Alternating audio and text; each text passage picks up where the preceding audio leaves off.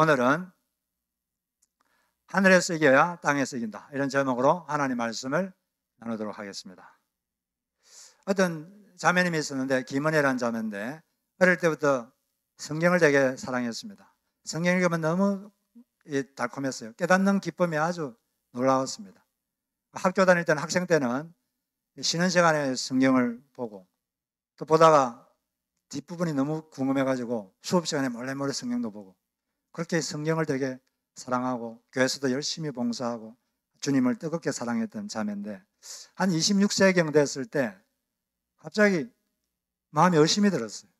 어떤 의심이 확 들어왔습니다. 내가 이렇게 섬기는 하나님이 진짜 계신가? 그런 의심이 갑자기 들어오는 거예요. 그 의심이 들어오는데 의심이 떠나질 않습니다. 그 의심이 있으니까 기도가 안 돼요. 더 이상 기도가 안 되고 말씀도 안 읽어지고. 근데 그냥 예배는 계속 다녔습니다. 그러시면서 한 가지 기도는 했어요. 한 가지. 하나님이 살아계시면 제게 가르쳐 주세요. 하나님이 살아계시면 제게 가르쳐 주세요. 한 가지만, 한마디 기도만 했어요. 계속 그 기도를 했는데 계속 의심이 없어지지 않습니다. 그러기를 1년 정도 지났어요. 1년 지났는데 어느 날 수요 예배에 갔는데, 그때가 추운 날씨라서 두꺼운 파카를 입고 갔는데 갑자기 속에서 너무 뜨거움이 갑자기 확 올라오는 거예요. 뜨거움, 엄청난 뜨거움이 자기 마음속에 생기는 거예요. 너무 더워서 옷을 다 벗었습니다. 근데 그때 뜨거움이 있으면서 마음속에 확신이 생겼어요. 하나님은 살아계시는구나. 그런 확신이 들어오고, 그때 갑자기 또 방언이 터지고, 또 하나님 성령께서 그날 임하신 거죠. 그때 성령 체험이 임했습니다. 그래서 그 다음부터는 말씀이 환상으로도 보이고, 또 매일 자기 자녀들과 가정 예배를 드렸는데, 그때 자녀 중에 한 명이 영적 세력에 괴로움을 당하고 있었는데 거기서도 풀어주고, 그런 일이 있었습니다. 어떻게 이런 일이 생겼을까요? 그 자매님은 한 가지 기도했어요. 하나님 살아계시면 제발 좀 나한테 가르쳐 주십시오. 근데 시간 오래 지났어요. 1년 동안 하나님 아무런 말이 없다가 가만히 계시다가 1년 지나니까 응답을 주셨는데, 그냥 살아계신 것만 가르쳐 준 게 아니라 성령의 체험까지 할 수 있도록 그렇게 한 것입니다. 1년이면 뭐 그렇게 짧은 기간이 아니죠. 우리가 어떤 기도를 응답받으려면 이런 인내가 필요합니다. 어떨 때는 사실 1년은 짧은 시간일 수도 있어요. 더 긴 시간 동안 인내해서 하나님께서 우리 기도 응답하시는 것을 우리가 체험할 때도 있는 것이죠. 우리가 언제 하나님을 체험할 수 있겠습니까? 방법이 여러 가지겠지만 기도 응답을 통해서 우리는 하나님을 체험할 수가 있어요. 한 가지 분명한 것은 시편 116편 2절처럼 그의 귀를 내게 기울이셨으므로 내가 평생에 기도하리로다. 하나님은 우리의 기도를 듣고 있습니다. 그러므로 우리는 평생에 기도하는 것입니다. 우리가 지난주는 르비딤에서 출발한 이스라엘 민족들이 시내 광야에 도착한 걸 배웠는데, 시내 광야 오기 전에 르비딤에서 한 가지 사건이 더 있었습니다.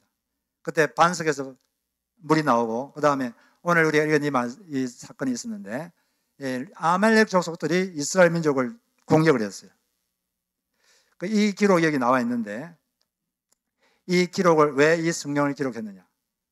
그 이유는 간단합니다. 기도가 승패를 좌우한다. 이 영적 원리를 가르쳐주기 위해서 하나님께서 이 부분을 성경에 기록한 것입니다. 구약 성경은 어떤 영적 원리보다 사건이 많아요. 사건. 이 사건을 이렇게 말합니다. 그 사건 속에 영적 원리가 들어있는 거죠.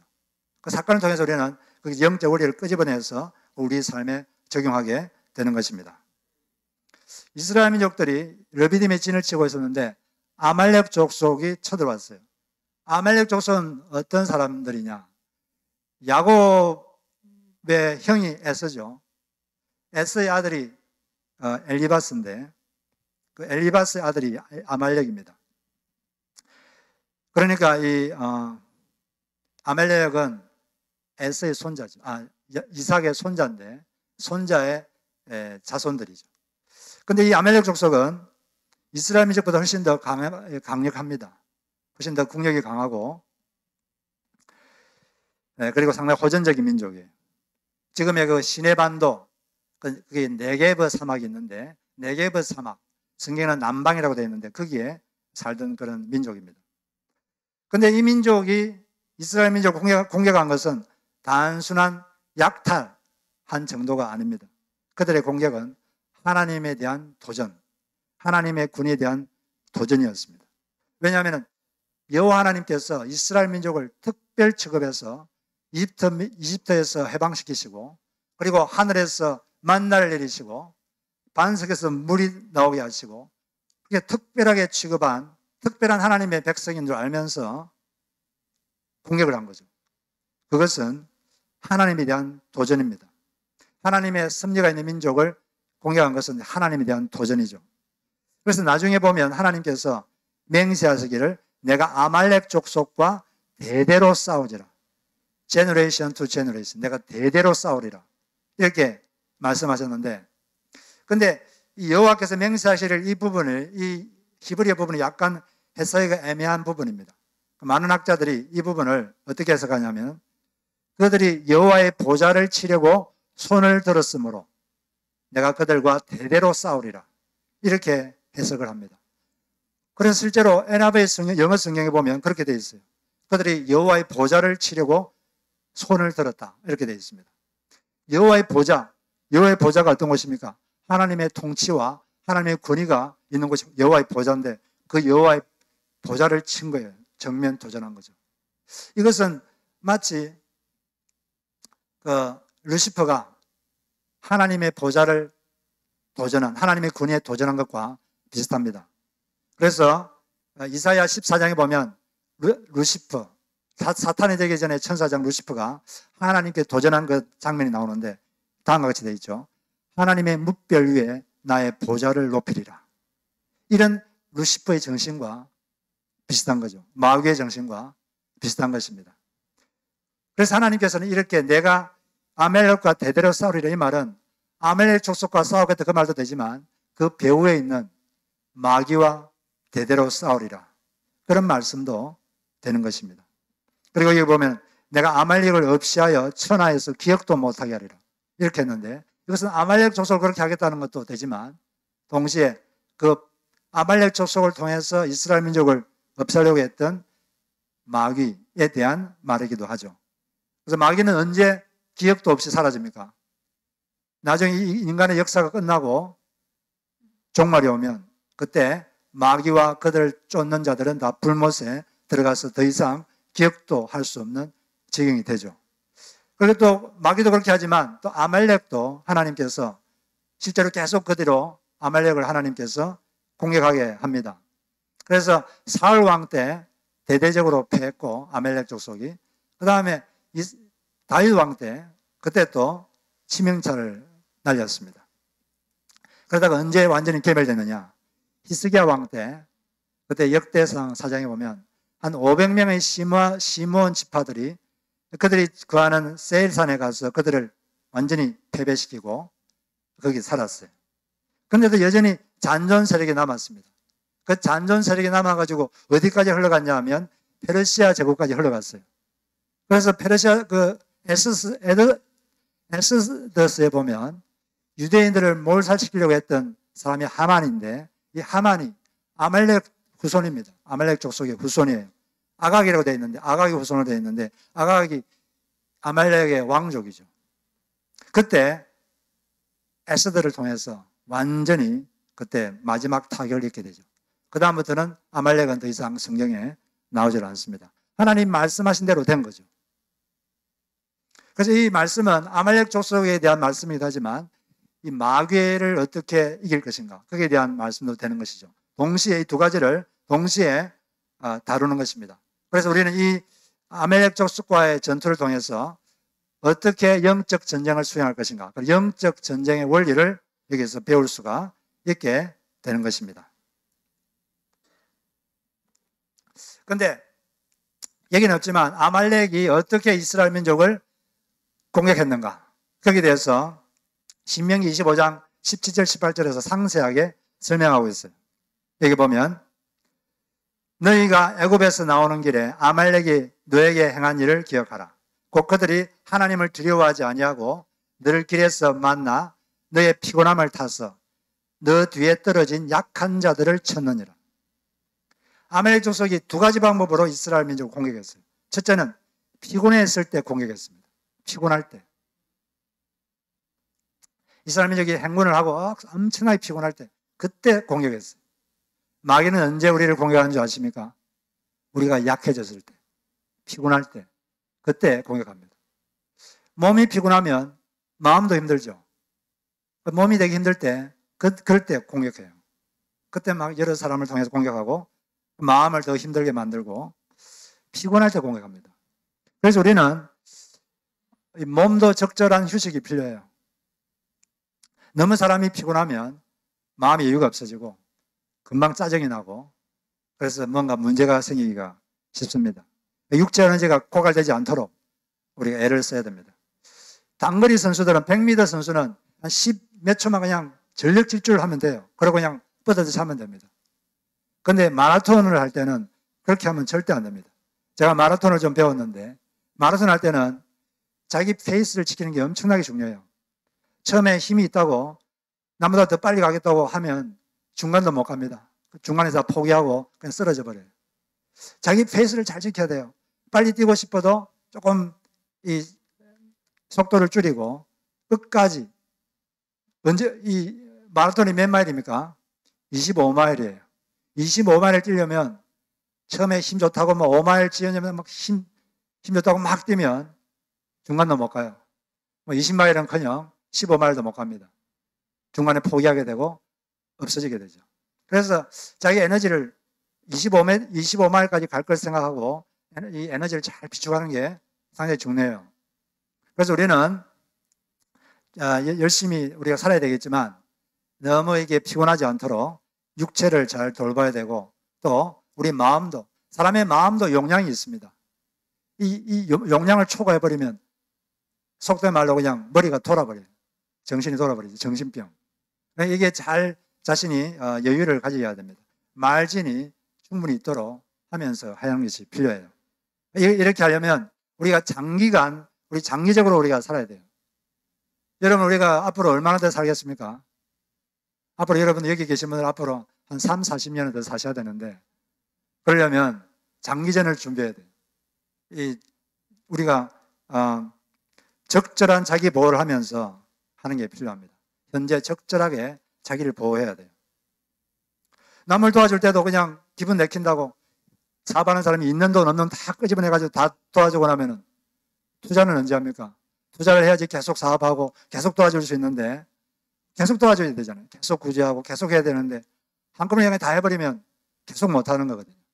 그래서 장기적으로 한다는 생각하고 적절한 자기 보호를 하면서 우리는 하는 것이 필요합니다. 그 다음에 두 번째는 약한 곳을 공격해요. 약한 곳. 뒤에 떨어진 약한 자들을 쳤느니라. 뒤에 어린이들, 또 병든 사람들, 노인들 그런 사람들을 집중적으로 공격을 한 거죠. 얼마나 비열합니까?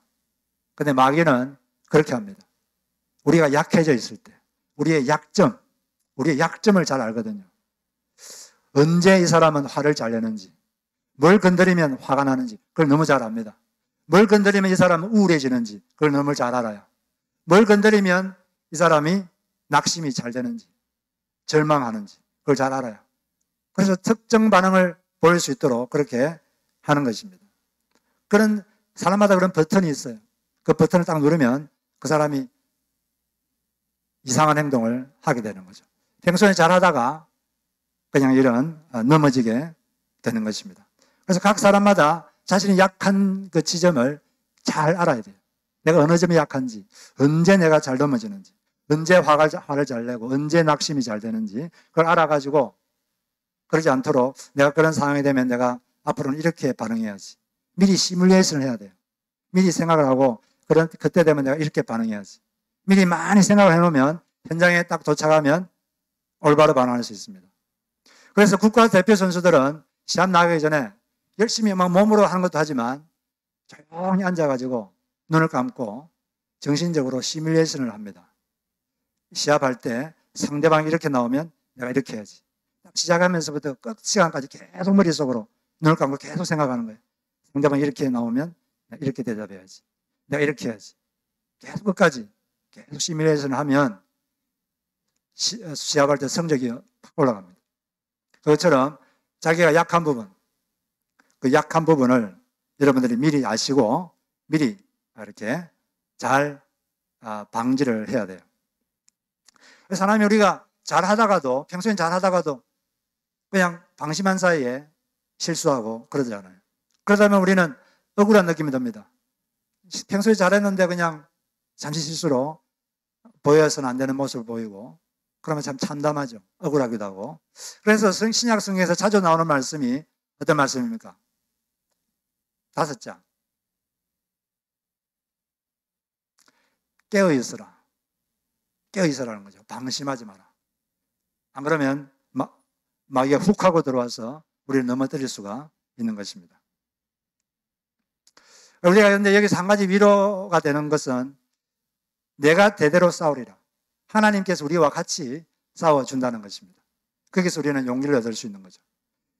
다윗이 아말렉 족속과 싸운 기록이 사무엘상 30장에 나오는데, 여기 보면은 다윗과 그의 군사들이 잠시 출정 갔다가 돌아왔는데, 그 사이에 아말렉이 공격해가지고 마을을 다 불태우고 다 포로로 잡아갔어요. 그때 너무 군사들이 너무 슬퍼서 다윗을 돌로 쳐 죽이자, 이런 말까지 할 정도였습니다. 그때 다윗은 어떻게 했느냐? 다윗은 그의 하나님 여호와를 힘입고 용기를 얻었더라. 네, 용기가 중요합니다. 처칠은 말하기를 용기를 잃으면 다 잃은 것이다. 우리가 우리와 함께 싸우고 있는, 우리 중에 계시는 그분을 믿고 항상 우리가 용기를 새롭게 해야 될 것입니다. 다윗이 골리앗을 잡으러 가면서 어떻게 말했죠? 이스라엘에 하나님이 계신 줄 알게 해주겠다. 우리는 하나님이 우리 가운데 계시다는 것을 알고 용기를 가지고 우리가 살아야 되겠습니다. 우리 그리스도인들은 계산을 합니다. 계산을 해야 되지만 계산만으로 살아서는 안 됩니다. 믿음으로 사는 거죠. 여호수아도 계산을 했습니다. 여리고성이 얼마나 높은지 계산을 했죠. 그러나 계산만으로 행동하지 않았어요. 믿음으로 행동했어요. 믿음으로 돌았습니다. 아벨이 왜 칭찬받았습니까? 아벨은 믿음으로 제물을 드렸어요. 요즘 말로 하면 믿음으로 헌금을 한 거죠. 계산으로 헌금한 게 아닙니다. 계산하긴 했지만 계산으로만 한 게 아니라 믿음으로 제물을 드렸어요. 그러니까 하나님께서 칭찬을 한 것입니다. 우리가 계산을 해야 되지만 계산만으로 살아서는 안 되는 것입니다. 여러분, 믿음으로 사시기 바랍니다. 어떻게 그럼 이 전쟁을 이겼느냐? 잘 아시지만 여호수아의 칼과 모세의 손이 이기겠습니다. 모세가 여호수아에게는 이렇게 말했어요. 너는 사람들을 택해서 나가서 아말렉과 싸우라. 나는 내일 하나님의 지팡이를 쥐고 손에 잡고 산꼭대기에 가서 서리라. 너는 칼을 가지고 와서 싸우고 나는 하나님의 지팡이, 하나님의 지팡이는 하나님의 임재를 상징하죠. 이 지팡이를 가지고 산에 가서 산에 가겠다. 그렇게 말했어요. 그리고 이제 전쟁터가 다 보이는 산에 올라가서 이 지팡이를 손을 이렇게 하나님을 향해 들면 위에서 보면 여호수아가 이깁니다. 전선이 저쪽으로 확 밀려가요. 그런데 손을 내리면 저쪽에서 이기고 계속 오고, 이게 위에서 보니까 너무 잘 보여요. 올리면 이기고 내리면 지고. 왜 하나님께서 이런 장면을 연출하게 하셨는가? 왜 하나님이 이것을 이 성경에 기록했는가? 한 가지 원리를 분명히 하기 위한 것입니다. 하늘에서 이겨야 땅에서 이긴다. 기도가 승패를 좌우한다. 그걸 확실히 보여주시려고 이것을 보여주신 것입니다. 손을 올린다는 것은 저는 못합니다. 하나님이 도와주십시오. 이 구약에서 손 올린다는 것은 기도한다는 걸 뜻합니다. 이 기도하니까 이기고 내리면 지고, 이게 너무 분명한 거죠. 따라해 보겠습니다. 기도가 승패를 좌우한다. 제가 지금 여기 서 있으면 제 그림자가 어디에 있습니까? 제 그림자가 뒤에 있죠. 여러분 안 보이겠지만 이 그림자를 옮기려면 어떻게 해야 되죠? 그림자를 옮기려면 어떻게 해야 그림자가 옮겨집니까? 이 그림자 자체를 옮기려고 하면은 옮겨집니까? 네, 그림자 자체를 옮기려고 그러면 그림자를 옮길 수가 없습니다. 어떻게 하면 그림자가 옮겨지죠? 제가 움직이면 돼요, 제가. 제가 움직이면 그림자가 움직입니다. 이 본체가 움직이면 그림자가 움직이는 거죠. 마찬가지로 이 땅의 일은 하늘에서 움직이면 땅이 움직이는 것입니다. 영적 세계가 본체고 이 땅의 일은 그림자예요. 그게 이 성경 구절에서 말해주고 있는 것입니다. 하늘에서 이기면 땅이 움직입니다. 하늘에서 이미 한 승리가 땅에서 이렇게 표현이 되는 것입니다. 바로 여기 이것이 바로 오늘 이 아말렉 전투에서 하나님께서 하나님의 백성들에게 가르쳐주고 싶은 영적 원리입니다. 그래서 우리가 먼저 영적 세계를 움직여야 돼요. 영적 세계는 뭘로 움직입니까? 기도로 움직이는 거예요. 믿음의 기도로. 기도 중에도 믿음의 기도로 영적 세계를 움직이는 것입니다. 그럴 때 땅이 움직이고 땅에서 우리의 승리를 쟁취할 수가 있게 되는 것입니다. 미국에서 존경받는 목사인 찰스 스탠리 목사가 교회에 큰 문제가 있었어요. 그래서 기도를 했습니다.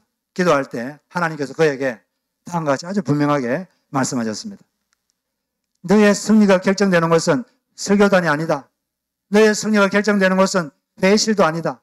너의 승리가 결정되는 것은 기도실이다. 기도로 승리하라. 기도실에서 승리하면 승리한 것이다. 이렇게 그에게 아주 분명하게 그의 평생 잊지 못할 말씀하셨다고 합니다. 그분은 그래서 기도로 그 큰 문제를 승리했습니다. 기도실에서 승리하면 승리한 줄로 믿습니다. 물론 여호수아의 칼도 중요해요. 여호수아가 칼로 싸우지 않았으면 하늘에서 쟁취한 승리를 땅에서 표현할 길이 없습니다. 그래서 우리는 평소에 칼을 잘 갈아서 여호수아처럼 직접 나가서 행동해야 됩니다. 그럼 행동하기 전에 먼저 기도로서 하늘에서 이겨야지 땅에서 바로 승리를 우리가 체험할 수가 있게 되는 것입니다. 여호수아의 칼과 모세의 손, 이 두 가지는 동시에 너무나 중요한 것이죠. 근데 모세는 혼자서 팔이 피곤해서 자꾸 내려가니까 자꾸 지는 거예요. 그래서 아론과 훌이 옆에 있다가 손을 올려주었습니다. 같이 기도하는 거죠. 같이. 네. 하나님께서 우리 믿는 자에게 주신 가장 큰 강력한 무기는 다른 성도입니다. 다른 성도. 우리를 도와줄 수 있는 다른 성도. 같은 목원들. 같이 도와주니까 밤 저물 때까지 계속 승리를 하게 된 것입니다. 아론은 자기 형님이고 훌은 학자들에 의하면 미리암의 남편일 것이다 이렇게 하는데 가족이 사실은 가장 좋은 돕는 자예요. 가족끼리 같이 기도하고 또 우리 같은 교회 동료들 같이 기도할 때 우리는 같이 승리할 줄로 믿습니다. 이렇게 해서 승리를 쟁취했죠. 그래서 이것을 기념하기 위해서 제단을 쌓았는데 그 제단 이름을 여호와 니시. 니시라는 것은 깃발이라는 뜻인데 그 말은 승리라는 뜻이에요. 그래서 하나님이 우리에게 승리를 주신다. 우리의 힘으로만 승리를 얻는 게 아니라 하나님께서 우리에게 승리를 주십니다. 이걸 우리는 알기 때문에 우리 예수 믿는 사람들은 기도를 좀 하고 싶어요. 어떻게 하면 기도를 좀 잘할까? 모든 사람이 이런 마음이 있습니다. 그런데 그런 마음이 있으면서도 어떤 사람들은 일주일 내내 기도 한마디도 안 하는 사람도 있는 것 같아요. 그리고 교회 와가지고 주일 예배 시간에 이렇게 통성기도 하면 그때 잠시 하고 밥 먹을 때 잠시 하고 기도를 안 하는 사람들도 이 세상에 사는 기독교인들 중에 많이 있는 것 같습니다. 그럼 어떻게 하면 기도를 좀 더 잘할 수 있는가? 간단하게 좀 살펴보면 먼저 기도하기에 좋은 시간과 장소를 찾아가야 됩니다. 가만히 있어서 기도해야지. 그저 기도도 안 되는데 기도해야지. 절대 기도 못해요. 여러분 바울이 빌립보에 도착했을 때 맨 처음으로 한 일이 무엇입니까? 기도처를 찾아 나섰어요. 기도할 만한 곳, 기도에 집중할 수 있는 곳, 그것을 찾아 나섰습니다. 가만히 있지 않고 어디를 찾았습니까? 강가, 그 강이 흐르고 있었는데 강 옆이 한적한 곳에 조용한 곳, 외딴 곳, 혼자 기도할 수 있는 곳 찾아 나섰습니다. 거기서 기도했고 거기 어느 날 빨레트도 있었는데 거기서 루디아를 만나고 그랬죠. 그래서 루디아 집에서 교회가 시작된 거예요. 예수님께서도 보면은 누가복음 6장에 예수께서 기도하시러 산으로 가사, 기도하실 때 계속해서 있는 게 아니라 어디로 갔습니다. 어디로 갔죠? 산으로 갔어요. 그리고 또 일과 중에도 사람들이 말씀도 듣고 자기 병도 고침을 받고자 하여 모여오되 예수는 물러가사 한적한 곳에서 기도하시니라. 조용한 곳, 외딴 곳, 집중할 수 있는 곳. 그리고 새벽에도 한적한 곳에 가서 기도했습니다. 기도하겠다고 마음먹을 썼을 때 그냥 기도도 안 되는데 그렇게 있어봐야 기도가 안 됩니다. 기도 되는 곳을 찾아야 돼요. 여러분 어디가 기도가 잘 됩니까? 여러분 각 개인적으로 각자가 있겠죠. 여러분들 집에서 안 되면은 자기 차 안에서 기도할 수도 있어요. 또는 뭐 공원에서 할 수도 있고, 아니면 자기 집이 자체가 잘 되면 조용하면 집에서 할 수도 있고. 하여튼 자기가 기도가 잘 되는 걸 찾아야 돼요. 안 되면은 다른 걸 찾아야 됩니다. 근데 또 기도가 또 제일 되는 것은 교회가 잘 되죠. 우리 교회는 새벽 5시 45분부터 9시까지 열려 있습니다. 언제든지 잠시라도 기도하러 오셔서 기도하시면 돼요. 그래서 기도가 잘 되는 장소를 찾아 나서야 됩니다. 두 번째는 기도를 잘하려면 그냥 기도를 시작해야 돼요. 기도를 시작을 안 해요, 사람들이. 시작하면 기도가 되거든요. 근데 시작을 안 해요. 루이스 라무라는 베스트셀러 작가가 있는데 누가 물었습니다. 글을 잘 쓰려면 어떻게 하면 됩니까? 그가 이렇게 답했어요. 그냥 쓰기 시작하십시오. 꼭지를 틀면 물이 나옵니다. 그냥 시작하면 돼요. 시작이 반이다. 많은 사람들이 시작을 안 해서 못하는 일이 참 많습니다. 저도 이렇게 설교를 준비하려고 그러면 책상에 앉아서 타이핑을 치면 막 머리에 뭐가 막 떠오르거든요. 그래서 되는데 어떨 때는 이 책상에 앉기가 싫어. 앉기가. 시작을 못해. 시작을. 계속 그냥 주변을 맴돌고 소파에 앉았다가 또 뭐 도개도 갔다가 앉아야 되는데 앉지를 않는 거지. 시작을 안 하니까 시작해서 딱 치기 시작하면 뭐가 막 떠오르고 뭐 하는 것도 머리가 정리가 되는데 자꾸 주변을 맴돌고. 여러분도 그러지 않습니까? 기도를 해야 되는데 해야지 하면 시작을 안 해. 시작하십시오 그냥. 그러면 기도가 됩니다, 여러분. 그렇게 10분 하고 15분 하고 그러다 보면 자꾸 기도 하나님이 어느 날 성령 체험하게도 되고 기도의 불이 임하고 기도 체험을 하고 응답도 받고. 그러면 그게 기독교는 아닙니까? 기도도 안 하고 어떻게 하나님이 체험하겠어요? 그냥 하면 돼요. 세 번째는 궁금증은 나중에, 기도할 때는 기도만. 마귀는 사람을 공략할 때 먼저 생각을 확 넣어줍니다. 어떤 생각. 그렇게 생각을 딱 잡고 행동하면 마귀가 쑥 들어와요. 악령이. 계속 그 행동을 반복하면 그 사람 속에 머뭅니다. 자리를 딱 잡아요. 그러면 그게 그 사람의 성격처럼 돼요. 성격. 사실은 그 사람 성격이 아닌데 성격이라고 착각하는 거죠. 그래서 중요한 건 생각을 딱 줄 때 그걸 잡으면 안 되는데, 생각을 물리쳐야 되는데, 마귀가 기도하는 걸 좋아하겠습니까? 안 좋아하겠습니까? 싫어하죠. 기도 못하게 해요. 시작하면 자꾸 잡념을 줍니다. 자꾸 잡념. 뭐가 궁금해져요. 갑자기. 어제 농구를 했는데 누가 이겼지? 그 생각도 들고, 이 주식이 어떻게 됐나? 한국 정치는 어떻게 됐나? 갑자기 궁금해져요. 갑자기. 그럼 잠시만 내가 보고 또 기도해야지 하고 스마트폰을 펴보면 또 다른 게 막 궁금해지고, 그러면 또 그냥 스마트폰 보고 가다가 그냥 기도는 못하고 집에 가는 경우도 있고. 그런데 실제로 이런 일이 상당히 많아요. 기도에 집중을 못해요. 마귀의 공격은 집중을 못하게 하는 겁니다. 집중을 못하면 기도가 그냥 맴돌다가 연기처럼 그냥 흩어져 버려요. 집중해서 기도를 해야 되는데 집중을 못하게 하는 거죠. 궁금한 게 있으면 나 기도 끝나고 내가 보자 이러면 되죠. 기도 끝나고 보면 되는 거죠. 꼭 그때 봐야 됩니까? 그때 끝나고 보시면 돼요. 할렐루야. 집중하십시오.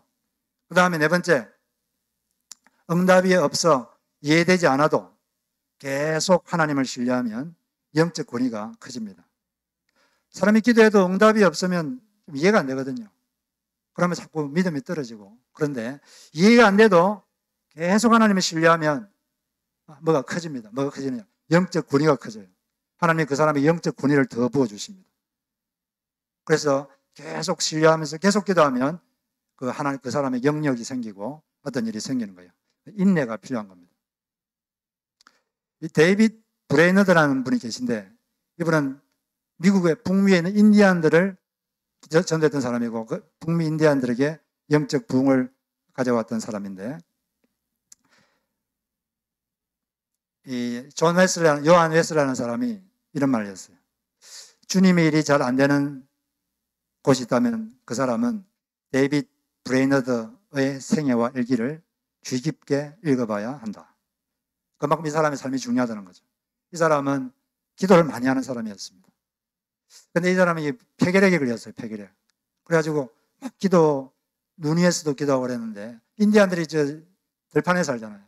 눈 위에서 막 기도하고 나면 피가 막 토해가지고 온몸 피가 튀기기도 하고, 또 추운 날, 어떤 날은 기도의 날로 정해가지고 하루 종일 기도하고 나면 너무 열정적으로 기도해가지고 이 몸이 훈훈할 정도로 기도를 했습니다. 그렇게 기도 열심히 하고 험한 산과 계곡을 넘어서 배고픔을 이기고 굶주림을 이기고 그렇게 열심히 했는데, 2년 동안 열심히 했는데도 단 한 명의 회심자도 없었어요. 아무런 성과가 없었습니다. 그래 낙심해가지고 내가 나를 파송해준 선교단체에 내가 짐만 되는구나. 내가 이제 그만해야겠다. 그만하려고 생각을 하고 있었는데, 한 2년 정도 지나서 그만하려고 생각하고 있었는데 바로 그때부터 하나님께서 강력하게 일하기 시작했습니다. 언제부터, 어떤 사람부터 시작되느냐? 바로 그 사람의 통역하는 사람이 있었는데, 그 사람이 계속 이 복음을 자꾸 반복해서 통역하다 보니까 그 사람이 술주정뱅이였는데 그 사람이 예수님을 믿기 시작했어요. 그 다음부터 모임에는, 그전에는 관심도 없던 사람들이 관심을 가지고, 그 일기에 보면 이런 일이 있었습니다. 한 65명 되는 사람 앞에서 말씀을 전할 때가 있었어요. 그 일기에 다음과 같이 적혀 있습니다. 말씀을 전하는 동안 하나님의 능력이 회중 가운데 급하고 강한 바람처럼 임하시는 것 같았다. 실로 놀라운 능력으로 그들 앞에 임하셨다. 나는 그의 청중 전체를 사로잡는 영향력에 놀라서 다만 가만히 서 있을 뿐이었다. 그것은 쇄도하는 홍수에 저항할 수 없는 힘 같았다. 나는 아무 일도 할 수 없었다. 사실 아무 일도 하지 않았고 그냥 서서 하나님의 구원을 지키만 보았다. 하나님은 전적으로 혼자서 일하고 계시는 것 같았고, 나는 이 일 가운데 한 것이라고는 결코 아무것도 없었다. 그때부터 이 북미 인디안에게 강물 같은 하나님의 역사가, 하나님 은혜가 임해서 북미 인디안들은 그때 엄청나게 많이 예수를 영접하는 역사가 있었습니다.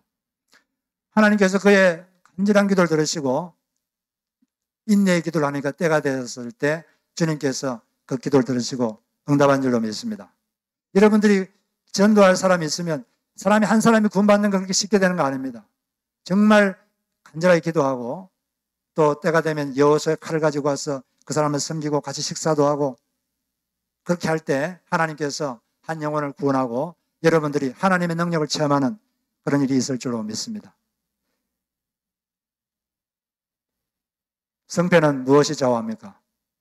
기도가 좌우한다고 이 성경에는 되어 있습니다. 하늘에서 이겨야 땅에서 이깁니다. 본체를 움직여야 그림자가 움직입니다.